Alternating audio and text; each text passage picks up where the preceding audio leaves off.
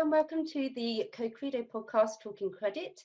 Today I've got with me Chris Sanders, Head of Accreditation from the CICMQ, along with many other roles that he holds. And really, I just want to introduce him and say hello. And if you'd like to introduce yourself, Chris. Hi, morning, Jane. How are you? I'm good, thank you. Good to see you. Yeah, as you say, my name is Chris Sanders. I'm the Head of Accreditation for the Chartered Institute of Credit Management. Been doing that for a little while now. I've been in the industry for more years than I care to remember, to be fair. I'm an independent consultant. My business is Chris Sanders Consulting, but I work with the Institute, managing their CICMQ program. I also work with a company called Kinetic, which is a small strategic international credit management consulting firm. I'm the joint practice partner for that company as well, and we work all over the world. So I've got, as I said, a portfolio career, which is fantastic because I do get bored very quickly. So yes. And it's really good to be here, and thanks very much for the invitation, by the way. Thank you for joining us. You've been very busy over the last few months since lockdown. Yes. I've seen your face everywhere, all over LinkedIn. You've been doing of webinars with your CICMQ hat on. Yeah, we've had we've been really busy. When the whole lockdown thing happened in the 20th of March, we decided that we were going to do something very quickly. And myself and the CICMQ team had a meeting shortly before then, and we said, right, well, why don't we just do something and do it quickly? So the first thing we did was what we call the CICMQ 11s on Zoom, and I was lucky because I had a Zoom account. I had it for about 4 years because of for the international stuff that I do. So I was quite used to using it. So we then had the first Zoom session. Since then, we've done 42 Zoom sessions. Which have been on all sorts of different subjects. Many of them, I think 10 or 11, have now been recorded. They're on the YouTube channel for the Chartered Institute now. We've got and we've had about 800 plus delegates on them now, and we've had about 600 plus views on YouTube. So it's been we've been very, very busy, which is great. That's great. It's fantastic. I mean, you were very quick to react to yeah, I think we were quick to react. One of the main reasons was because I work from home anyway, right? So it was no real change for me. Yeah. And same with the team. We're either work from home or we work from a client site. Yeah. So we were able to. I think that the word at the time I think was pivot. Yeah. We were able to pivot very quickly from one way of working to another because we didn't actually change the way that we worked. Whereas I think we've had to get used to just the setup at home and things like that to begin with. That was quite a challenge for lots of people. It's been a real challenge, and for organisations, many organisations that have had a challenge in this space have been, if you think about the more traditional sort of organisations. So it's organisations that have.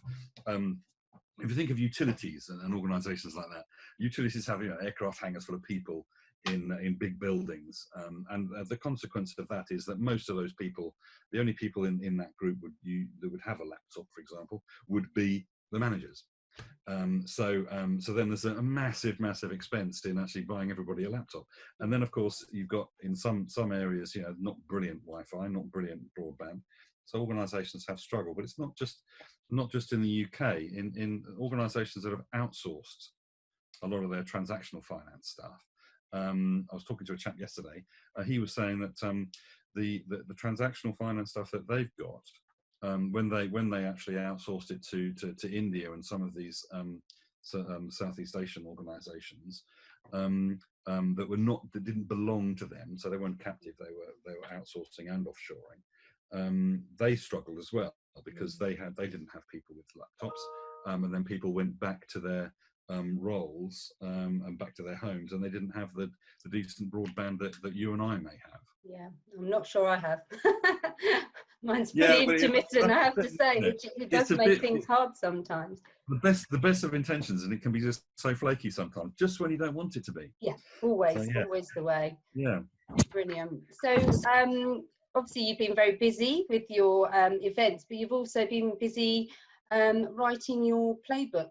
So these are the findings basically from your events that you've been holding. Yeah, well, it's a collective view. Some of the best practice that we've spoken about, the views of some of the credit managers in the best practice network, the CICMQ organisations, and other senior managers and senior credit managers that join the sessions. From people like Dan, for example, who was on one of our sessions, and he was very kind enough to do a session for us early on. Actually, it's one of the, I think it was the first session that we ever recorded back in beginning of April. Yeah, so we tried to sort of collect all of this information. Plus, there's an enormous amount out there on LinkedIn and on social media about what organisations are doing and how they're doing it, and some of this stuff. There's just too much of it, really. And if I find something interesting, then I will sort of try to pick it up and put it also in the playbook. I mean, some of the stats and stuff that you see in the playbook, the third playbook edition that came out at the end of June, has got some statistics from organisations like PricewaterhouseCoopers and McKinsey's and others about some of the sort of stats that organisations have got. So it's some of the stuff out there is very interesting. One of the things that I don't, I try and avoid is when somebody would say, oh yes, we've got this great webinar and stuff like that, or this great pamphlet or booklet, or you should read, and it basically is just a sales pitch. Hopefully this isn't a sales pitch. It's not meant to be a sales pitch. It's something that sort of hopefully people will find interesting and understand what other people are doing. Definitely, I found it interesting reading it. Some, like I was saying to you, it's some of the things are obvious, but you haven't thought about them yet. You kind of think, oh, you're reading, you think, oh wow, yeah, actually. Yeah, and I think that's part of it, isn't it? If you're highlighting things that other people don't maybe have not thought about, and some of the things that I've heard in the last sort of week, you think, yeah, I didn't think of that one, So it's going to be very interesting in the coming weeks and months as we continue on this interesting journey that we're now on, or this social experiment, as somebody once called it.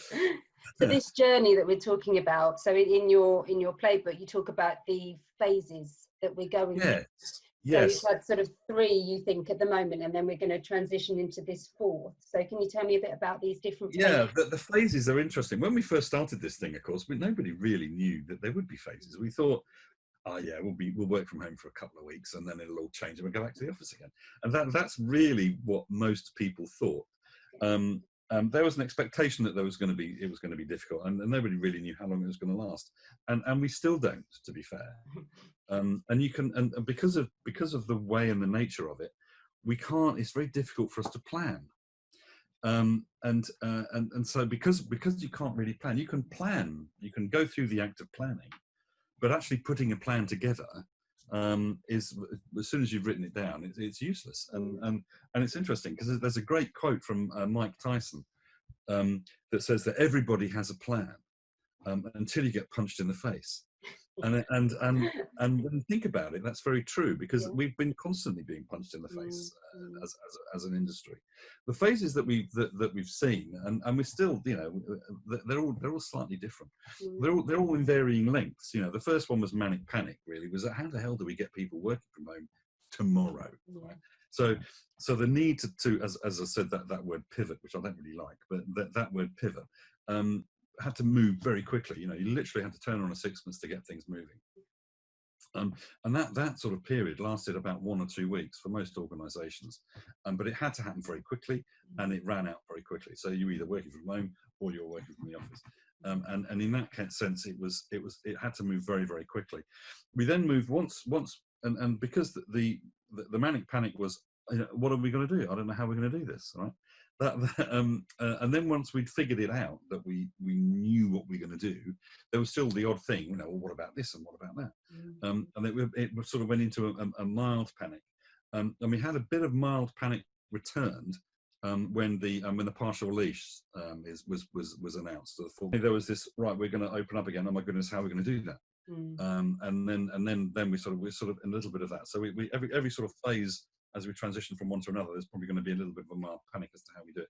The next bit we got from, I guess, middle of April, I suppose, through May, we were in this thing called what I call lockdown business as usual. People got used to it, and some people loved it. I love working from home personally. I always have done, but many people just can't really cope with that. And one of the things that we found was, when you're looking at the demographics of a team, the demographics determine how people feel about working from home. There's the millennial and Generation Z generation, right? They work from Starbucks, they work from anywhere, provided there's a bag, right? But provided they can work from home, they're fine, they're great about that. But the older generation, dare I say, people of my age, they, especially if they've been, trying to drag themselves through to get up the slippery slope, to get to that corner office that they've wanted for the last 20 odd years, and then suddenly on the 20th of March it got ripped away from them, they're going to feel very aggrieved by that. And I've been on calls where these guys have been very, very upset about having to work from home, because they like that command and control. They like to get their arms around it. They like to make sure people are doing their job. They like the management. I think a lot of people do miss that control, don't they? They miss seeing physically people and physically seeing them at their desk working. There's a lot of trust that has to be given now, and some people do struggle with that trust element. They do, and it's generally the older generation that feel that way. Yeah, and it's been forced upon people, hasn't it, to have to be trusting. This social experiment that's been forced upon us, and it has been. It has great from a working perspective. I think it's probably it's probably brought forward what was inevitably going to happen in about 10 years' time to now, right? So that's it's really forced the way people look at it. So lockdown BAU is kind of where we have been for a while, and the next phase is transition. And lockdown BAU, that's going to carry on for a long time, because we still know we know a number of organisations that are probably not going to come out of BAU, of this lockdown process. They're not going to go back to the office for some time. I mentioned to you earlier, one organisation is March next year before they make a decision, let alone before they go back. And that's, of course, if they actually decide to go back. And then there's other organisations that really can't wait to get back in the office for lots of different reasons. So that lockdown BAU is quite a long length, and it depends what industry you're in. It depends on how the people feel. And then the phase after that is transition. It's moving from the lockdown BAU to the actual what the final next normal is going to be.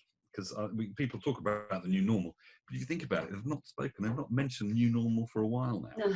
They're talking about, because it's kind of every step becomes a normal thing. So it's about the next normal that we're going to go to. And I think that the next one is that the new ways of working, whatever that is going to be, so this transition phase is going to last for some time, at least sort of 6 months. So once we had to move really quickly at the beginning, now organisations have got time really to think about, okay, so when do we want to go back? Do we want to go back? Etc. etc. So, and it's in a sense, it's forcing businesses and the senior management suite to have a more of a long-term view. Typically a senior manager's suite, the C-suite in organisations, have a pretty short-term view. It's about shareholders, it's about the next set of results, etc. etc. And these guys usually last in a position for about 3 years, right? And they want to leave the legacy, and they want to do all of that kind of stuff, and then they move on. But this is forcing them to think again, I think, and this lockdown BAU phase is a good opportunity for organisations to think, well, what are we going to do next? And one of the things that is clear, we know from the conversations that we've had on our calls, that generally speaking, credit teams are around 80 to 90% of performance is being achieved. So if their pre-COVID is 100, they're currently around 80 to 90% performance and productivity, which is great. Yeah, fantastic. So from an organisational perspective, if you're hitting 80 or 90%, why do you need all those people in the big office buildings and all that kind of stuff? Yeah, exactly. Isn't it? So these guys have got an opportunity now to think that through. And some of them are taking their time, which is the right thing to do. I know one professional service firm has got 40 offices around the UK. They know they're going to close about 30 of them. Wow. Because the only reason they need them, they said, was because for client meetings. Yes. And if you've got a Regis office space that you can, other rentable offices are available, but if you've got a Regis office space next door, why don't you just sort of rent a room for that meeting rather than have a big office? So it's going to be very, very very, very different, I think, what we're going to come Yeah. out with. So those are the sorts of phases that I think. So manic panic, mild panic, business as usual lockdown, transition, and new ways of working. When that new ways of working is going to happen, I really don't know. It could be a mix of where we are now with something else. I don't know. Yeah.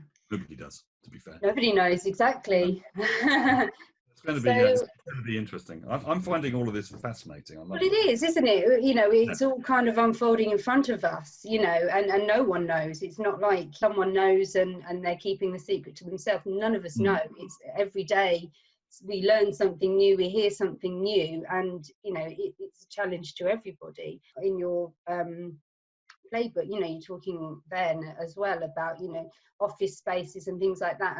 And you know, obviously you've got things like, you know, rail cards, you've got cars and things like that, that, you know, all that money that's going out, that, you know, if people are working from home, they won't need to pay out all those different payments. If the change in this, if the change in the way in which we do this is going to be that people don't go to the office so much, you know, reward structures for people need to change. You know, if they don't have to go to the office anymore, you know, do they need the London waiting kind of thing, or the city waiting? The fact they work in the middle of a big city, do they need that additional 5% or whatever it is? Do they need to have the lunch allowance and the car allowance and the all? You know, they probably don't anymore. And it's interesting that some organisations have started to cut that already. You know? So you know, if you don't need a car allowance if you're not travelling. You know? So it's going to be very interesting going forward. So there's an awful lot that organisations need to work through in order to come out of the other side of this. And I think reward structures and how people are going to be rewarded, recognised, etc., is something that's really going to have to change. Yeah. I mean, what do you think the sort of future looks like for credit managers? I mean, do you think their kind of role will be different going forward? Well, my view of the credit community has always been we've never been particularly good as a community in promoting ourselves and what we do. We don't tend to sort of manage our stakeholders as well as perhaps we should. In terms of what's going to happen in the next 3 to 6 months, the credit managers that we've been speaking to in the next 3 to 6 months are very concerned about once all of the government support starts to drift away. We're going to see some very, very significant issues. I mean, we've seen, I think it was 12,000 jobs in a day, I think was a headline of one of the newspapers the other day. And I don't think that that's going to go away anytime soon. The credit managers believe in the next 3 to 6 months is when it's really going to hit in terms of organisations failing. And if you look at traditionally, when for example retail always struggles in March, and because that's their post Christmas, and March is the annual rent roll, and then we've got September, which is another half year rent roll. So we've got these two things coming, and traditionally, if retailers are going to fail, they're going to fail in March, and that's going to be very difficult. The high street is a very, very different place now. And I was watching the news last night, a chap from Chester, which is a beautiful city, loads and loads of tourists, etc. But he walked down the main street in the middle of Chester, and there were 14 empty shops. So I think that's only going to get worse. I think councils and people like that need to repurpose some of these buildings. Otherwise, it's going to be a bit of a wasteland. If we're careful, because we know that. I mean, John Lewis announced the other day that they're not going to open all their stores. And we know that Marks and Spencer's are not going to do that as well. So it's very interesting. So I think from credit managers' perspective, we've got a very, very bumpy ride for the next 6 months, and that bumpy ride is likely to have a very long tail to it. You know, I don't think and Dan will probably back me up on this one. I don't think that we're going to see the end of all of the issues and problems with organisations till the end of 2021. However, if we have a second spike, which is a second wave, which everybody seems to think that we will, if we have a second spike, then what that's going to do is going to bring that 2021 end date forward, because it'll just be a deeper one. And organisations that have managed to survive this one will fail at the second spike. So it might actually shorten the pain area, but it'll be a deeper, more painful thing. So I think from a credit manager's perspective, they've got a really tough year ahead. And I think that one of the things that they need to do is they're going to have to do more with less. We know that for sure. We've seen organisations are cutting back about 30%. So I think so credit managers are going to have to do more with less, but they're going to have to reskill. They're going to have to think about what skills they've got now versus what skills they are going to need going forward. They're going to have to get better at stakeholder management. They're going to have to get better at managing people remotely. Because this is, to 95% of them, this is brand new stuff. So they're going to have to get better at that. They're going to have to get better at this sort of technology.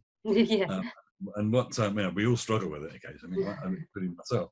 I asked a set of questions for the credit managers the other week, and I said, what do you think the key skills for a credit manager are going to be going forward? And 78% of them said being able to manage people remotely, which is pretty conclusive. The other ones were 33% manage their stakeholders better, and another one, disputes and analysis. And then I asked them the question, so what are you going to look for when you're recruiting people? And they said 67% of them said we're going to be recruiting people that understand and are able to work with new technology. So it is changing what organisations are doing. If everybody is working remotely, then they're going to have to figure this stuff out. Definitely.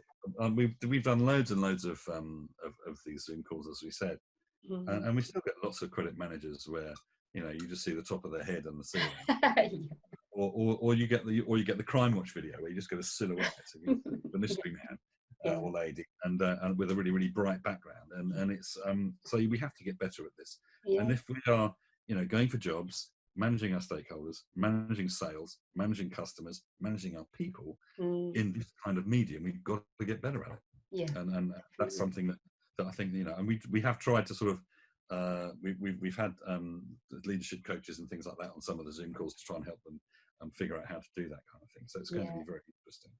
I mean, it's been a steep learning curve. I mean, I have to say, I haven't had in my career many Zoom calls or video conference calls. I mean, I'm in marketing, but I haven't done many, so maybe it's quite unusual. I'm not sure. You're in absolutely the majority. And it's been now I'm a whiz on Zoom, and then all the Teams and all those things, because you have to just get on with it, don't you? But maybe for some people that aren't confident with technology, it is quite a scary thing, isn't it? They're used to what they know in the office, and that's that. This is the demographic thing again, isn't it? It's the demographic thing of those that are more comfortable with the technology and those that are not. That's why it's going to be a challenge for many people to get to know this kind of stuff. So I think from we spoke about what the phases are and moving back towards it. Right now, the biggest issue that the credit managers have got is the managing remotely thing, and because they're moving from the lockdown business as usual into transition, and some people are slowly going back to the office, it becomes much more complicated for them. They've got some people over here, some people over there. These guys aren't going to go back till next Wednesday. These fellas are already there, but they're not going back till Tuesday. So, and this kind of thing is causing the managers in the middle, the middle managers, right? They're the guys that are the most stressed right now, because they're getting pressure from the bosses, and also they're very much aware of what they've got to try and do to manage their team. So they're in the middle of this, and that's another interesting thing was that productivity generally is considered to has been very good. So like the cash figures, etc. Productivity has been very good, and it's a number of factors, I think. And one of the factors is that we're not commuting anymore, right? So people are probably getting up at the same time and getting on their laptop rather than getting in the car. And also it's very hard. I mean, I know how difficult it is. I've worked from home for a long time now. When you walk past the office or your laptop to go and make a cup of tea in the evening, it's just so easy to just go and have a quick check and see what's going on. And it's really hard not to. It's always there, isn't it? On your mobile, on your laptop, you know. And I always tell my clients and the team and people that I work with, I'm always connected, and I am, So productivity is good, but I think people are generally working much longer hours than they were. Yeah, I agree. And that's not really sustainable. I mean, one of the things that we have to do is to get better at that balance, that work-life balance. I mean, do you think some people maybe are trying to prove their worth as well at the moment? You've got people that are being furloughed, and people are thinking, I can't afford to lose my job at the moment. I'm going to have to show that I'm really good at my job, and look at me, I'm so productive, and I can work from home, and there could be that element to it. I think you're right. I think that in some organisations that's very true. The problem with credit managers right now, if you think back in the good old days of January, we would go to the office, we would walk around, we would meet so and so from sales and what's the name from customer service, and we chat in the corridors, and that's part of the whole relationship thing with your stakeholders and people that we work with. The issue that we have now as credit managers is that we don't see those people unless they're on an organized Zoom call. So you're invisible to a lot of the organization. And if you're invisible to a lot of the organization, you've got to really make an effort to change that.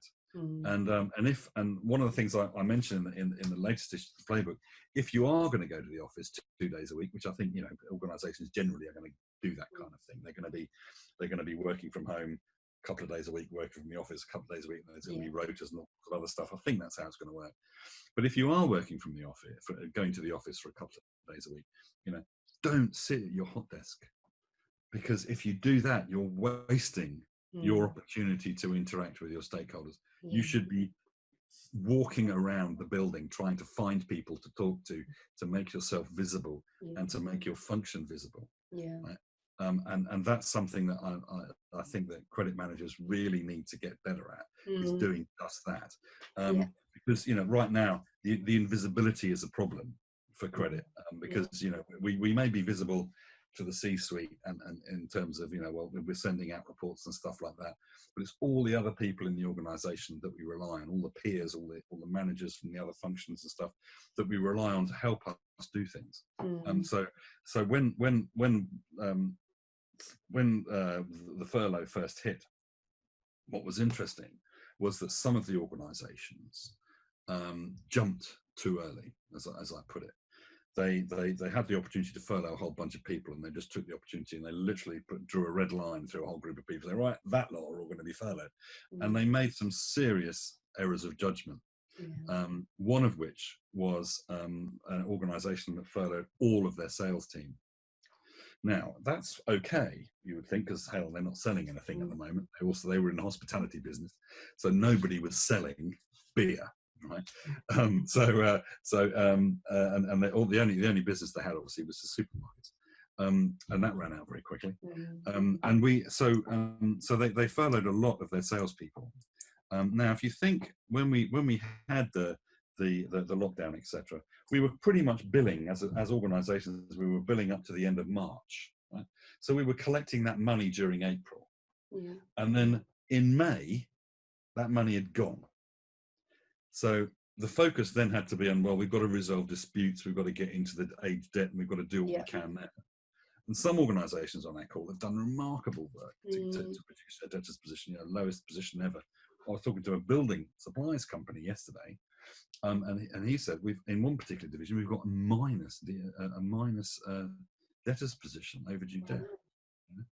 Which is fantastic. But if you get to that point where your billing has run out and you've got to rely on disputes, if you furloughed all your salespeople, you're stuffed. And this is what happened. And another organisation furloughed all of their accounts team, and then wondered why nobody could actually produce the cash forecasts. So so lots of decisions were made in haste, and very knee-jerk at the very beginning, which caused some organisations to struggle. What the organisations that did really well are the ones that actually sort of said, well, hang on a minute, let's just leave it for a couple of weeks, figure out what we need, then we're going to do that. So send everybody home, and then we'll decide what we're going to do. Yeah. And those are the organisations that have done quite well. Yeah. The ones that have suddenly done a knee jerk, you know, a couple of days after lockdown, right? You lot, you're off, and you lot, you know, they've struggled with it, and this is down to management in terms of the decisions that they made in a little bit of a, you know, a manic panic, really. They panicked very, very quickly about, and the concern then, of course, at the very beginning was threefold. Because organisations, when they're looking at, when they had got into this situation, there were three things they were interested in: retaining cash, keeping as much of it as they possibly could, acquisition of cash, collecting it as much as they could, and their people. Yeah. So those were the three things they were focused on. And if you've got the retention of cash, you know, we want to keep as much as we can. We need to get rid of as many people as we can. Yeah, and that's kind of what they did. And what's interesting now is that the decisions that have been made pre-COVID in 2018, 19, in fact, a lot of decisions that have been made after 2008, right? Because if you think of 2008 was the last really horrible time that we had, 2008-9 was a difficult period. And then it started to get better again. But so from that point, the decisions that have been made in terms of investment in credit management and back office and operations has impacted organisations' ability to be able to pivot and to be able to be more resilient going forward. Yeah. So we had so for example, like a classic example, one of the clients, they've been trying to get their organisation to have automatic direct debits and paperless direct debits as a system in there. And it's always been bounced because, it's not that important. It's not got the cost benefit analysis that we need. System wise, we've got a load of other things that need to be done. And so all of this kind of stuff, that's back office credit stuff. To a degree, credit is a victim of its own success. You know, they collect as much money and they think, oh yeah, but you're still collecting money, it'll be fine, right? So then when the actual crunch happened, and when you've got paper direct debits, you know, you've got to send these damn things out. You've got to post them, get them signed, send them back. You know, organisations had direct debit cancellations like they wouldn't believe as soon as this thing happened. As a result of that, they've now got to go through the whole DD acquisition process again, because they've lost a significant amount of those guys are not going to come back in terms of direct debit. There's a good excuse not to put direct debit on. So things like that, the automatic processes that they should have been ordering have not happened. And there was a number of organisations, and we spoke, as I say, the Accounts Payable Association yesterday, and the number of organisations that still use cheques. Yeah, I know. Check posting, and there was a number of the clients said, oh yeah, we have to go to the office every couple of days because we've got to go and collect the checks and take them to the bank. You know, so they've got these checks lying on the doormat, but nobody's there. So all the checks are lying on the letters and the forms and the DD and all this kind of stuff is sitting on the doormat. Someone's got to go in and collect that. So now is a good time, I guess, for so now is a good time, I guess, for credit departments to maybe highlight what it is they need to help them with those processes, and maybe they might get listened to a bit more. Do you think if you know they've got a good case for these things? I think that you're absolutely right. In Playbook 1, I mentioned this. If you're not asking for stuff, why not? Because you should. Yeah. Your credit managers have been on the FD speed dial now for 3 months. They never were before. Some organisations used to run their cash forecasting every year. They produce a cash forecast every year, and then they kind of work towards that. You know, we've seen weekly, monthly, daily cash forecasts for organisations now, where before they just weren't that interested. And it's interesting that, you know, as Philip King once said, people are only ever interested in cash when it starts to run out. And it's absolutely true. Yeah. So they're now on the agenda for most of these the C-suite, the CFOs and people like that. You know, and now is the time to start asking for stuff. They've got a voice and they need to use it, don't they? Yeah. it's almost too late. If you haven't asked now, it's almost too late, because as it starts to come out, everybody will be congratulating, oh, what a great job we did, and this is terrific, well done, you know, the business has survived and stuff. So you know, far, yeah. but we've missed an opportunity. If you haven't started looking at resilience now, then that's the thing. And of course, resilience is something that organisations have really got to focus on. Yeah. Well, thank you very much for taking the time today. It's been my pleasure, Jane. Thank you very much for asking. Thank you. And obviously, if anyone wants to follow Chris on LinkedIn, yes, Chris Sanders, and Chris Sanders FCICM on LinkedIn. You can contact me through the Institute, CICMQ at CICM.com. That's CICMQ at CICM.com. And I'm all over LinkedIn with these Zoom things and stuff like that we're posting constantly. So please just send me a message. As I said earlier, I seem to be always connected, as most of us are these days. So you can get in touch with me. I'll be very happy to talk to anybody about credit. I can talk about credit for days. If I'm allowed. Fantastic. Thank you ever so much, Chris. Take care. Thank you very much, Jane. It's been a pleasure. Thank you. Thank you.